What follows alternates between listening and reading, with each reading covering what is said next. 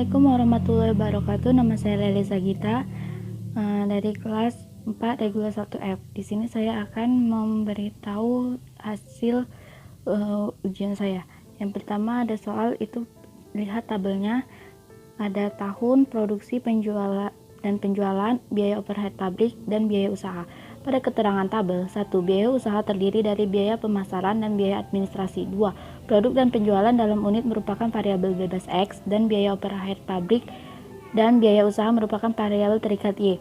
Biaya overhead diklasifikasi menjadi biaya variabel dan tetap dengan metode kuadran terkecil atau least square, sedangkan biaya usaha menggunakan titik terendah tertinggi high low point method. Diminta hitunglah R kuadrat A, R kuadrat, dan B, R.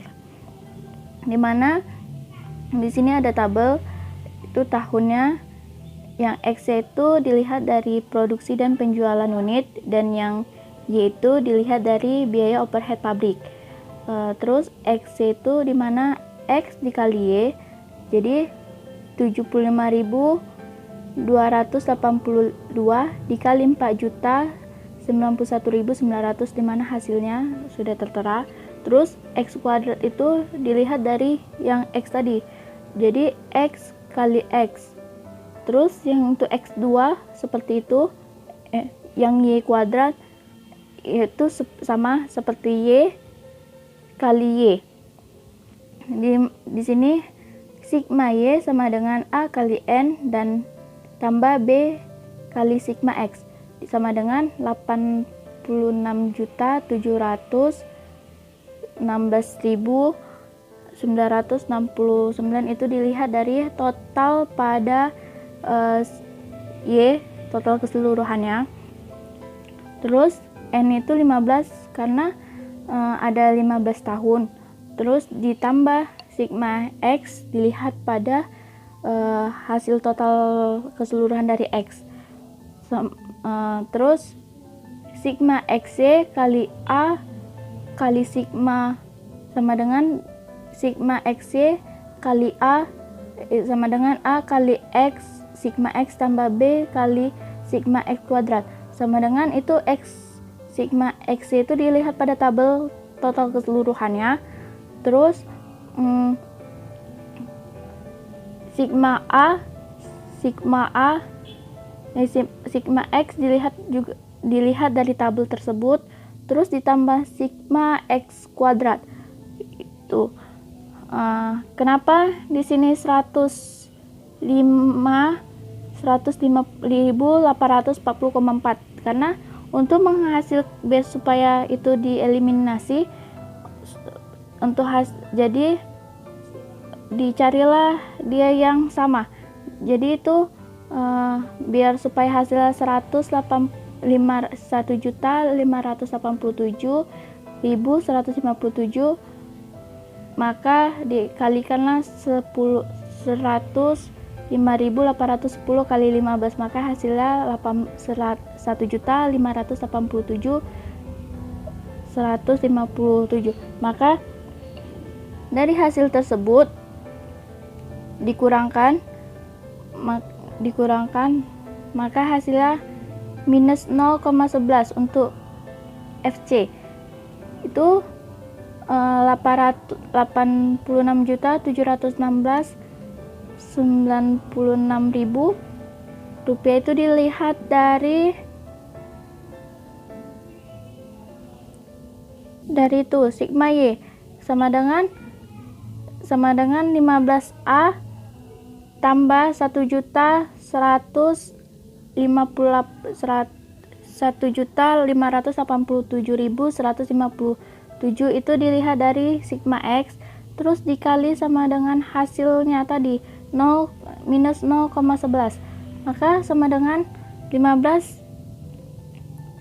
sama dengan 86.716.966 kurang yang hasil dari yang pertama minus 174.589 sama dengan 15A sama dengan 86.891.558 dibagi 15, maka hasilnya 5.792.771 untuk FC. Maka bisa dilihat ya, R2 dengan rumus R kuadrat sama dengan B sigma XY kurang sigma X kali sigma Y bagi N. Sigma Y kuadran kurang sigma Y kuadrat kali bagi N. Maka itu B itu dari lihat yang FC tadi 0,11. Terus sigma XY itu dilihat pada soal ataupun dari tabel tadi, yaitu yang dari tabel masukkan. Terus XY sigma X lihat pada tabel, masukkan semua. Maka untuk menghasilkan R kuadrat sama dengan 0,0000264846. Maka R sama dengan dari hasil R kuadrat tadi, maka diakarkan menjadi 0,0016384688. Maka masuklah pada soal yang kedua, yaitu PTX. Investasi sebesar 1.200 dialokasikan modal kerja 300, tanah 200, gedung dan peralatan 700, dan nilai sisa itu 150. Proyek investasi didanai dengan hutang 65%, dengan biaya 17%, modal sendiri 35%, hasil diharapkan 25%, dan pajak perseroan 40%. Ada tabel, maka dilihatlah pendapatannya pada tahun pertama itu 1.300, 800. Maka langkah pertama itu nilai harta tetap 700, nilai sisa 150, maka hasilnya itu disusunkan menjadi 550. Itu kenapa pada tabel itu caranya 15 itu dari total dijumlahkan pada tahunnya.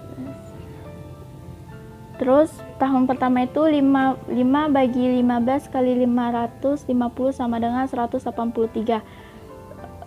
Maka untuk mencari perhitungan itu, kenapa pada tahun pertama itu 5 bagi 15, karena itu dibalik.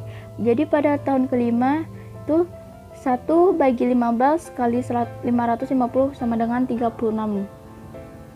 Yang angka kedua, untuk menghitung beban biaya bunga. Beban biaya bunga, maka kenapa pinjamanan 780?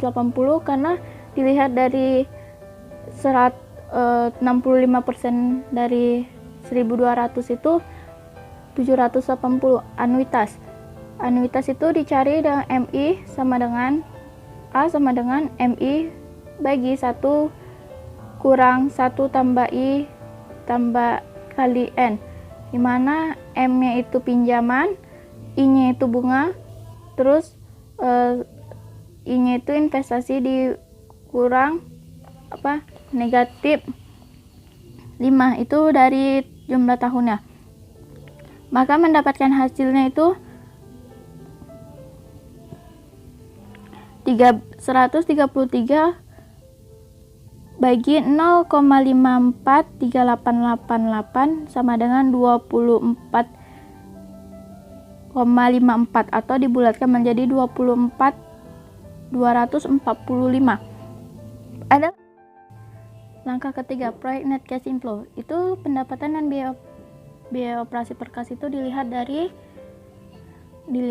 pada tabel pada soal. Terus untuk mencari EBIT itu dari pendapatan dikurang biaya operasi per kas, maka 1.300 kurang 800 sama dengan 500. Biaya depresiasi itu dilihat dari pada langkah pertama, yaitu penyusutan. Pada penyusutan, jadi dimasukkanlah. Baru EBIT itu didapatkan dari EBIT dikurang biaya depresiasi, 500 kurang 183 sama dengan 317. Bunga itu dilihat daripada langkah 2, masukkan itu 133. EBIT-nya itu didapatkan EBT itu didapatkan dari EBIT kurang bunga. Maka hasilnya itu 317 kurang 133 sama dengan 184. Pajaknya tax 30% itu didapatkan dari EBT kali 30% sama dengan 74. EAT-nya earning after tax itu didapatkan dari EBT dikurang pajak. 184 dikurang 74 sama dengan 110. Net cash inflow didapatkan dari EBIT dikurang 1. Net cash inflow-nya itu EBIT kali 1 kurang pajak tambah depresiasi. Maka 317 dikali 30% dikali 0,70% dikali ditambah 183 sama dengan 373 pada tahun kelima, maka dimasukkanlah nilai sisa dan modal kerja pada soal yang tertera pada soal. Maka untuk total NCL-nya pada tahun kelima itu sebesar 675, untuk tahun keempat 209, tahun ketiga 224, tahun kedua 478, dan tahun pertama 373. Untuk langkah keempat, perhitungan biaya modal rata-rata tertimbang. WACO sama dengan 0,17 kali 1 kurang 0,3 kali 0,65 tambah 0,35 kali 0,17. Itu dimana 0,17 itu sama dengan pinjaman 1, terus 0,3 itu dari pajak, maka 1 kurang 0,3 sama dengan 0,7. 0,5 itu dari pinjaman, terus 0,35 itu dari modal sendiri, maka hasilnya itu 0,1258 atau 12,8%. Untuk langkah kelima, perhitungan net present value, di mana net cash inflow itu diambil dari total NCL pada langkah ketiga. Untuk mencari discount factor itu sama dengan 1 bagi 1 kurang 1 bagi 1 tambah 0,1258 sama dengan hasilnya 0,888. Maka untuk present value-nya itu didapatkan dari net cash inflow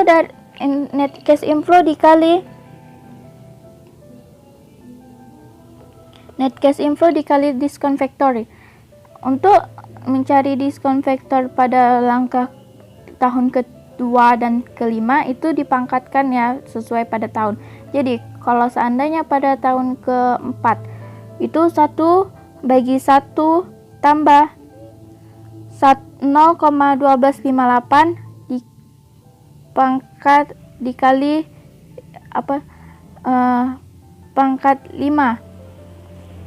pangkat 4. Maka untuk total present value-nya keseluruhannya itu 136.368. Total investasi itu 1.200 dilihat pada soal, maka NPV-nya itu 168. Kesimpulannya layak dikerjakan karena positif 168. Pada langkah ke-6, menghitung internal of return IRR, menghitung NPV negatif. Discount factor itu kenapa 20%? Karena untuk mendapatkan NPV negatif dia harus kurang dari total investasi, maka di sini saya menggunakan 20%. Untuk mencari discount factor itu masih sama seperti pada discount factor yang langkah kelima. Jadi tetap sama ya perhitungannya. Jadi menghasilkan total investasi itu total present value itu 1.145, maka dia mendapatkan hasil negatif 55. Ini untuk selisih diskon rate itu 12,58 itu dilihat dari diskon faktor tadi yang pada langkah kelima.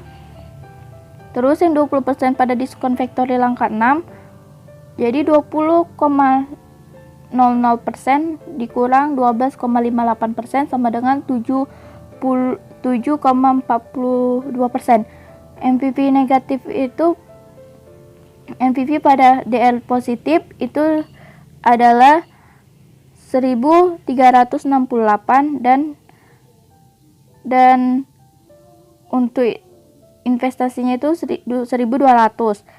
NPV DL terendah dan tertinggi. Yang tertinggi itu 1368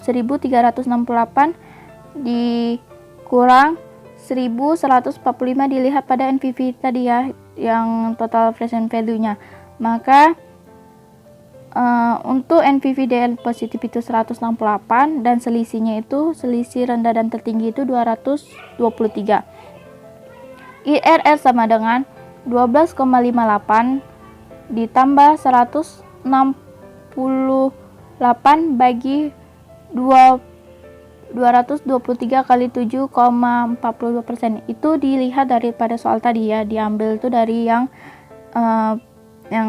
diambil dari NPV diskon faktor pada langkah kelima, terus hasil ini dikali sama selisihnya, maka mendapatkan hasil 18,1699 atau 18,17%. Pembuktiannya masih sama. Cara mencari IRR itu masih sama dengan diskon faktor. Maka untuk nilai tunai arus kas bersihnya 1194, nilai tunai investasi 1200, maka dia mendapatkan minus 6. Untuk mencari probability index itu dilihat dari present value bagi investasi. Jadi 1194 dibagi 1200 sama dengan 0,9985. Itu tidak layak. Maka langkah ke-8 itu account rate of return. IRR itu dilihat dari yang 1100 itu dilihat dari earning after tax pada langkah ke-3. Terus dimasukkan dan dijumlahkan, dibagi 5 karena itu ada 5 tahun dan dibagi 1200 itu adalah total investasi. Maka hasilnya 0,123 atau 12,3% karena itu tidak layak di bawah modal, yaitu 12,58 pada diskon factor pada WHO itu pada langkah keempat. Oke, masuk ke langkah 9 itu payback period. Menghitung kembali modal proyek investasi sebesar 1.200 melalui arus kas masuk bersih. Yang kedua, sampai tahun keempat, jumlah arus kas masuk bersih sebesar itu dilihat yang 376 tambah 478 tambah 224 tambah 209 itu dilihat dari itu NCL pada tabel itu dimasukkan tapi sampai ke tahun keempat saja, maka hasilnya 1284. Nilai total investasinya 1200, maka dia menghasilkan kelebihan itu kelebihan 884. Kelebihan itu dihitung dengan bulan 84 dibagi 674 itu diambil dari tahun kelima ya, NCL tahun kelima dikali 12 bulan sama dengan 1,50 bulan. Kesimpulannya, kembali modal selama 4 tahun 10,5 bulan. Itu kenapa 10,5 bulan itu didapatkan dari 1,50 dikurang 12, maka hasilnya 10,5 bulan. Jika manajemen menginginkan payback 3 tahun, maka proyek tersebut tidak layak. Oke, ini ada kasusnya lagi, masih sama soalnya, cuman beda angka aja. Di sini pada langkah 4 di kasus kedua WHO-nya itu 14,7%, Terus diskon faktornya ini di sini 17%. Masih sama seperti yang tadi. Tapi di sini perbedaannya itu adalah probability index-nya itu 1. Jadi layak dikerjakan. Maka masuklah dari kesimpulan dari dua kasus di atas. Dari dua kasus di atas yaitu PTX dan PTY, saya merekomendasikan yang paling baik ditinjau dari net present value, internal rate of return, probability index, dan payback period pada kasus PTX. Alasannya karena net present value di PTX positif sebesar 168, jadi proyek layak untuk ditinjau. Sedangkan PTY NPV-nya positif sebesar 4 sehingga layak. Internal rate of return IRR di PTX lebih besar dari biaya modal, sehingga hasil NPV-nya positif dan layak ditinjau. Sedangkan PTY juga lebih besar dari biaya modal, sehingga hasil NPV-nya positif dan layak untuk ditinjau. Probability index di PTX kurang dari 1 sehingga tidak layak, sedangkan PTY mendapatkan 1 sehingga layak untuk dikerjakan. Serta payback periodnya juga lebih pendek dari PTX, yaitu 4 tahun 10,5 bulan payback. Payback sudah kembali, sedangkan PTY pengembalian paybacknya 4 tahun 10,63 bulan. Maka baiklah, saya akhiri presentasi saya kali ini. Wabillahi taufiq wal hidayah. Wassalamualaikum warahmatullahi wabarakatuh.